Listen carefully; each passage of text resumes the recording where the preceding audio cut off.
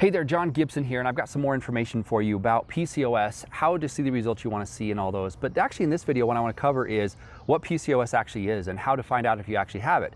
And I've really thought about answering this question in the past. I get this question all the time, like, what is PCOS? How do I know I have it? But in the past, I've always thought, well, if you have it, you'll know. But then I thought more and more about it, and I went, the honest truth is actually there's probably a lot of women walking around with PCOS who don't know they have PCOS. And a couple weeks ago, or actually a few days ago, I had a conversation with this lady who basically said to me that her doctor, she has all the symptoms, but she goes to her doctor and her doctor won't test her. And the reason why is because the doctor says, well, it won't change what I do for you. I'm still gonna put you on birth control. I'm still gonna try to control your blood sugar levels. Nothing's gonna change. But for me, that changes a lot. If someone has PCOS, I approach their weight loss different than someone who doesn't have it. And so I wanna know if someone actually has PCOS.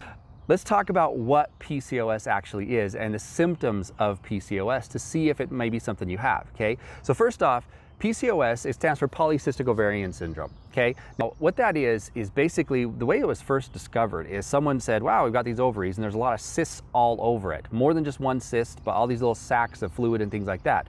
Well, that's where that Polycystic Ovarian Syndrome came from, okay? Interesting thing is, the ovaries themselves are probably not the problem. Okay, they're not the cause of PCOS. Most likely the ovaries themselves are actually the symptom of PCOS, or for a better word, the victim, a victim of PCOS. And they result in that you know, the cysts and everything on there, but again, that's not necessarily the cause. And I've had people say, well, if I got my ovaries removed, maybe it would remove my PCOS. And the honest truth is no. Because it probably has more to do up here with our hypothalamus and our pituitary gland that's up here in our brain than it does to do with with your ovaries, okay? So kind of take that into consideration. So, Polycystic Ovarian Syndrome, common symptoms I see with PCOS, or that we know about with PCOS, are things like facial hair. Facial hair will start to grow, male pattern facial hair, so things on your hair growth on your chest, on your belly. You'll start to possibly have hair loss. Male pattern hair loss, just like mine, right? Not growing on the top, versus typical woman pattern hair loss, which is more on the side and things like that, right? Other symptoms that you might experience are things like your menstrual cycle will be off, okay? It may be, and here's the interesting thing, okay? A lot of times, you know, if I were to say this is exactly what happens to your menstrual cycle, I couldn't answer that for you know, a group of women. If I were to say, okay, I've got 5 women in front of me who all have PCOS, they could have 5 different symptoms with their menstrual cycle. Anything from not having a cycle at all, in terms of no menstruation or anything like that, all the way till they're having their period maybe once or twice a week, okay? Or constantly spotting or constantly bleeding for months on end. Those are all signs and symptoms of PCOS, okay? They could be signs and symptoms of other things, but you know, endometriosis and things like that, but they are also signs and symptoms of PCOS, okay? So issues with your menstrual cycle, facial hair, acne, adult acne, but the acne is a little bit different. It's not like the white pimply acne, it's more of like a cystic acne. So we don't get like those white heads and things like that, but it's just these really painful cysts. And it can be all over face, all over chest, shoulders, back, things like that. Okay, all those different things like that. Other type of symptoms that someone may have is there's fatigue that can be associated with it. And those are kind of the outward symptoms, right? These are the things that we see, that we experience, okay?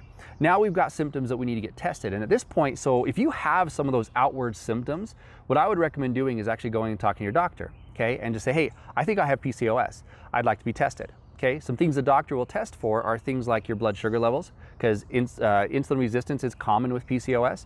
Along with that, they'll test your androgen levels, okay, your male hormone levels, DHEA, testosterone, things, those 2 hormones.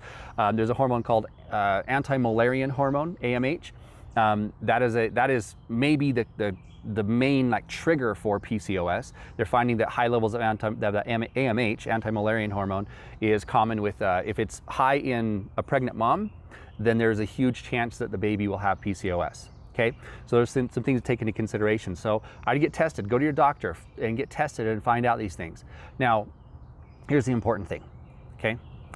If your doctor is not willing to do the tests, find a new doctor, okay? When I hear this on a regular basis, that someone will say, well, my doctor doesn't want to do the test because they don't think it's going to change how this person treats me. Because unfortunately, The treatment for PCOS right now is horrible, because what we're doing is we're looking at the symptoms of PCOS and we're saying, okay, you have these symptoms, let's cover the symptoms. You have menstrual disorder issues, so what we're going to do is we're going to work on your menstrual issues, right? So we're going to put you on birth control to try to control, and so we know and we can make sure that what's happening with your menstrual cycle happens the way it's supposed to happen. Okay, we look at your blood sugar. Oh, your blood sugar is high. Let's put you on diabetic medications, metformin and things like that to help lower your blood sugar levels. Okay, we're looking at the symptoms as opposed to trying to treat the cause or some of the things. And I'm not knocking doctors for doing this, because the truth of the matter is we don't know yet. PCOS is still a condition that we're trying to figure out. There's a lot of really good information out there, a lot of new information coming forward, and I'm not going to present myself as I am the expert on all and I understand it perfectly. No, I'm still confused by a lot of things, okay?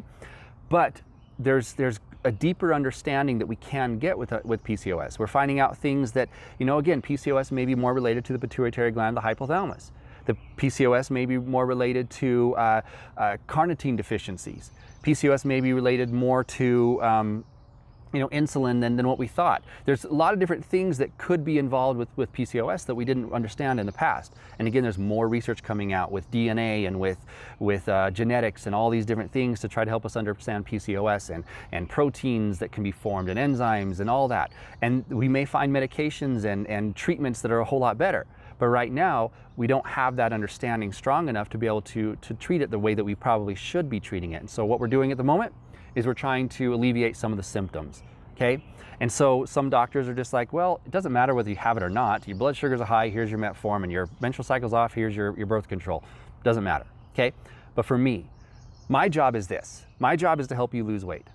I help women with PCOS get the weight off to help improve everything that's going on. Okay, I look at the whole body and say, okay, well, when someone has a lot of excess fat, it causes their inflammation to be higher. It causes their certain hormones to be higher. We find that fat cells themselves release hormones, and those hormones go to your pituitary gland, and they communicate with your pituitary gland and cause some problems. They go to your ovaries, and they can cause some problems there, right? And so I want to make sure, if you have PCOS, I need to know that so that I can move forward with specific steps to be able to help you see results.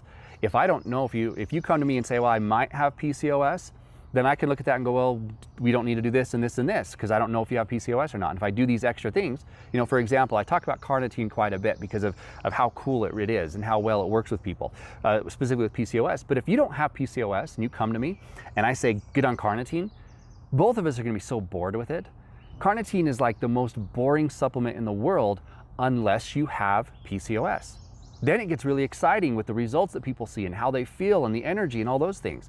So find out if you have PCOS. If you have those outward symptoms, excess hair growth, if you have adult acne, if you have menstrual issues, if you're struggling with fertility, go and find out. Go and get tested. If your doctor, again, is looking at you and saying, well, there's really no point in getting tested just because we'll treat it this way, say, I want to be tested anywhere. I want a diagnosis. I want to know if I have PCOS, because that will change the way that I help you lose weight, okay? So if you have any more questions on this, I recommend that you go to fatextractionmethod.com. I've got a free training for you where I dive into what I call the fat extraction method, which is a 4-part process I use with people with PCOS to be able to help them lose weight.